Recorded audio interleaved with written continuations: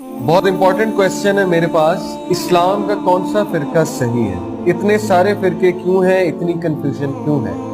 Very important question, और इसके बारे में जानना बहुत ज़रूरी है क्योंकि बहुत से लोग इस्लाम में इसीलिए नहीं आते क्योंकि वो फिरका वारियत से बहुत ज़्यादा परेशान हैं। जब मैं भी दीन में आ रहा था तो मेरे सामने बहुत सी कंफ्यूजन थी, बहुत से फिरके थे। मैं किसी की तरफ देखता था वो कुछ कहते थे, किसी की तरफ देखता था वो कुछ कहते थे, और मेरे सामने क्वेश्चन आता था कि मैं किसकी कुरान तफसीर पढूं, मैं किसकी इंटरप्रिटेशन जो है वो देखूं, आया ये वाली जमात सही कहती है या ये वाली जमात सही कहती है या कौन सी जमात सही कहती है। देखें, ये कंफ्यूजन दूर हो जाएगी अगर हम कुछ बेसिक प्रिंसिपल सीखें। वो बेसिक प्रिंसिपल्स मुझे उलमा के पास बैठ कर मिले।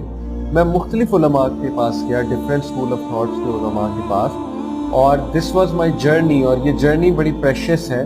और मैं इस नतीजे में पहुंचा हूं कि कुछ बेसिक प्रिंसिपल हैं जो हमें फॉलो करने चाहिए।